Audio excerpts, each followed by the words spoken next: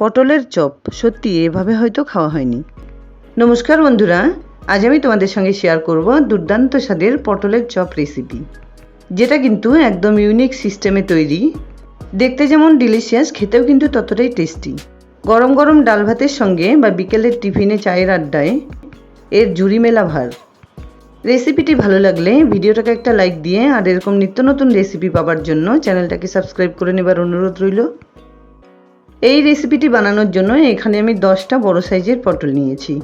পটলগুলো আগেই পরিষ্কার করে ধুয়ে নিয়েছি।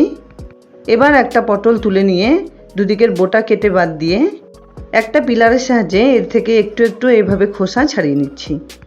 এই কাজটা কিন্তু তোমরা ছুরি বা দায়ের সাহায্যেও করে নিতে পারো। এবার একটা ছুরির সাহায্যে পটলের ঠিক মাঝ বরাবর এভাবে কেটে নিচ্ছি।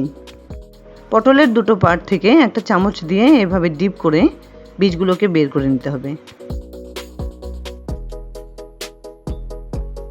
সবার সুবিধার্থে আরেকটা পটল কেটে আমি দেখিয়ে দিচ্ছি। পটলের খোসা এভাবে অল্প অল্প করে ফেলে দিলে চপ বানানোর আগে বেসন লাগিয়ে নিতে কিন্তু খুব সুবিধা হবে। আর যদি পাতলা লেয়ারটা ফেলে দিয়ে রেসিপিটি বানানো যায় তাহলে কিন্তু বেসনটা খুব সহজেই ঝরে পড়তে পারে। একটু সময় নিয়ে সমস্ত পটলগুলো কিন্তু আমি এভাবে কেটে নিয়েছি। দেখো, দেখতে ঠিক নৌকোর মতো লাগছে না? এবার এই বীজগুলোকে একটা ছোট্ট মিক্সিং গ্রাইন্ডারে তুলে নিচ্ছি। এবার এর ঢাকনা লাগিয়ে খুব সুন্দর একটা মিহি পেস্ট বানিয়ে নিচ্ছি। তোমাদের পছন্দ হলে বীজগুলো কিন্তু গোটা অবস্থায়ও হাত দিয়ে একটু মেখে নিতে পারো। সুন্দর করে বীজগুলোকে পেস্ট করে নেবার পর একটা প্যানে দিয়ে দিচ্ছি 1 টেবিল স্পুন সর্ষের তেল। তেলটা গরম হয়ে এলে ফ্লেমটাকে লোতে রেখে একটু পরিমাণ হিং এতে দিয়ে দিচ্ছি। সঙ্গে দিচ্ছি 1 টেবিল স্পুন আদা কুচি। এর সঙ্গে 5-6টা কাজু বাদাম কুচি মিশিয়ে হালকা একটু নাড়াচাড়া করে নিচ্ছি। এই রেসিপিটি আমিষভাবে বানাতে হলে এগুলোর বদলে পেঁয়াজ রসুন কুচি মিশিয়ে দিলেও চলবে।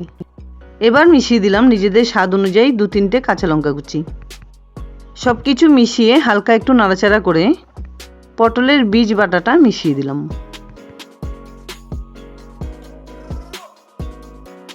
এবার এর সঙ্গে মিশিয়ে দিচ্ছি 1 টিস্পুন ভাজা মশলা গুঁড়ো আর পরিমাণ মতো নুন। এবার হালকা একটু নাড়াচাড়া করে একটুক্ষণ কষিয়ে নিয়ে মিশিয়ে দিচ্ছি একটা বড় সাইজের সেদ্ধ আলু। আলুটা সমস্ত মশলার সঙ্গে মিশিয়ে নিয়ে এভাবে একটু ভেঙে দিতে হবে। কিছুক্ষণ এভাবে নাড়াচাড়া করে রান্না করে নেবার পর কিছুটা পরিমাণ ধনেপাতা কুচি এভাবে মিশিয়ে দিলাম। খুব ভালোভাবে আবারও নাড়াচাড়া করে আলুগুলোকে খুব সুন্দর করে কিন্তু এভাবে ভেঙে দিতে হবে, যাতে আলুর কোনো রকম লাম্পস বা গুটি না থাকে। তোমাদের যদি পছন্দ হয় এই রেসিপিটি আমিষভাবে বানাতে, তাহলে পেঁয়াজ রসুনের সঙ্গে সঙ্গে এখানে কিন্তু 2টো সেদ্ধ ডিমও মিশিয়ে দেওয়া যাবে। যেহেতু এই রেসিপিটি আমি পুরোপুরি নিরামিষভাবে বানালাম, তাই ইচ্ছে হলেও দিলাম না। আলুর পুরটা এভাবে শুকনো করে বানিয়ে নেবার পর এটাকে একটা প্লেটে নামিয়ে নিচ্ছি। 1-1.5 মিনিট এভাবে ঠান্ডা করে নেবার পর একটা করে পটলের পার্ট তুলে নিয়ে ভেতরে খুব সুন্দর করে আলুর পুর ভরে নিচ্ছি। যতটা পরিমাণ গর্ত রয়েছে ঠিক ততটা পরিমাণ আলুর পুর ভরে নিয়ে খুব সুন্দর করে আঙুল দিয়ে চেপে চেপে এগুলোকে সেট করে নিতে হবে। ঠিক একইভাবে প্রত্যেকটা পটল আমি এভাবে রেডি করে নিচ্ছি। দেখতে পাচ্ছ প্রত্যেকটা পটলের পার্ট কিন্তু আমি সুন্দর করে রেডি করে নিয়েছি। বেশি পুর ভরে নিলে যাতে চপ বানানোর সময় বাইরে বেরিয়ে না আসে সেটাও খেয়াল রাখতে হবে। এবার একটা বড় বাটিতে নিয়ে নিচ্ছি 1 কাপ বেসন। বেসনের সঙ্গে মিশিয়ে দিচ্ছি 1 টিস্পুন নুন, 1/2 টিস্পুন হলুদ গুঁড়ো। নুন হলুদটা বেসনের সঙ্গে খুব ভালোভাবে মিশিয়ে দিয়ে অল্প অল্প পরিমাণে জল দিয়ে একটা সুন্দর ব্যাটার বানিয়ে নিতে হবে। ব্যাটারটা কিন্তু খুব একটা পাতলা করলে চলবে না, একটু ঘন করে সম্পূর্ণ ব্যাটারটা বানিয়ে নিচ্ছি। অন্যদিকে একটা কড়াইতে বেশ কিছুটা পরিমাণ সাদা তেল দিয়ে দিচ্ছি গরম হবার জন্য। তেলটা খুব ভালোভাবে গরম করে নিয়ে একটা করে পটল এভাবে ব্যাটারে ডিপ করে তারপর তেলে ছেড়ে দিচ্ছি। পটলের অনেক রকম রেসিপি তো তোমরা বানিয়ে খেয়েছো। আমার এই ভিডিওটা ফলো করে অবশ্যই একবার এই রেসিপিটি বানিয়ে খাওয়ার অনুরোধ রইল। 1 থেকে 1.5 মিনিট ধরে একটা সাইড ভেজে নেবার পর খুব সাবধানে উল্টে দিচ্ছি।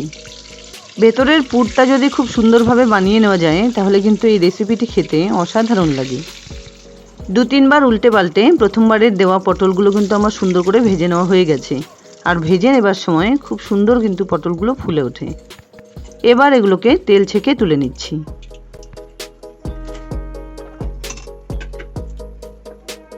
ঠিক একইভাবে বাকি পটলগুলোকেও 2-3 বারে ভেজে নিতে হবে। আর এই রেসিপিটি অবশ্যই কিন্তু গরম গরম খেলে খুব ভালো লাগবে। পটল তো তাই ঠান্ডা হলে মিইয়ে যেতে পারে। আমি এখানে সবকটা পটল গোল্ডেন ব্রাউন কালার করে ভেজে নিচ্ছি। এর আগে আমার চ্যানেলে ভেজ, ননভেজ বা অ্যাট্রাকটিভ অনেক ধরনের রেসিপি তোমাদের সঙ্গে শেয়ার করা রয়েছে। তার মধ্যে কোন রেসিপিগুলো সবথেকে বেশি ভালো লেগেছে প্লিজ আমায় কমেন্টসে জানাতে ভুলো না। যাই হোক, কথায় কথায় সবকটা পটল কিন্তু আমার ভেজে নেওয়া হয়ে গেছে। দুর্দান্ত স্বাদের নিরামিষ পটলের চপ কিন্তু আমার এখানে রেডি অ্যান্ড সার্ভড। আশা করছি বন্ধুরা আমার এই রেসিপিটি তোমাদের খুব পছন্দ হয়েছে। যদি এতটুকুও ভালো লেগে থাকে তাহলে প্লিজ ভিডিওটাকে একটা লাইক করো, শেয়ার করো ফ্যামিলি ফ্রেন্ডসদের সঙ্গে।